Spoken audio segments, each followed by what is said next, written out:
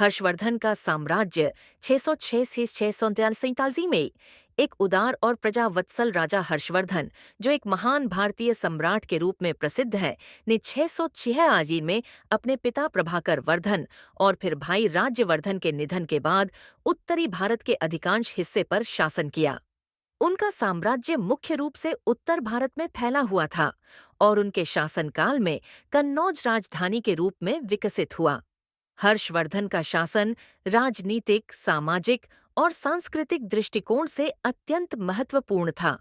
उनका उद्देश्य अपने साम्राज्य में शांति और समृद्धि स्थापित करना था। उन्होंने हिंदू धर्म, बौद्ध धर्म और जैन धर्म का समान रूप से सम्मान किया और धार्मिक सहिष्णुता को बढ़ावा दिया। हर्षवर्धन के दरबार में कवि बाणभट्ट जैसे महान साहित्यकार और आचार्य हर्ष जैसे विद्वान थे, जिन्होंने उनकी दरबार में शिक्षा और संस्कृति को बढ़ावा दिया। हर्षवर्धन के समय में उन्होंने अपने साम्राज्य में व्यापार, कृषि और उद्योग में उल्लेखनीय सुधार किए। उन्होंने सड़कों का निर्माण कराया और व्यापारिक मार्गों को सुरक्षित किया, जिससे उनके साम्राज्य में समृद्धि आई। उनका दरबार समृद्ध और सुरक्षित था और उन्होंने आम जनता की भलाई के लिए कई योजनाएं शुरू कीं।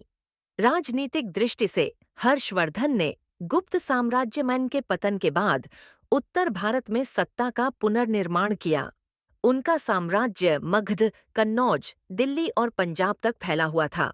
हर्षवर्धन ने गंगा, यमुना और हिमालय मार्ग क्षेत्र के बीच सत्ता बनाए रखी और अपनी शक्ति का विस्तार किया। हर्षवर्धन का शासन भारतीय इतिहास में एक सुनहरे अध्याय के रूप में याद किया जाता है। उनका समय भारतीय समाज की सामाजिक, धार्मिक और सांस्कृतिक धारा को समृद्ध बनाने के लिए महत्वपूर्ण था।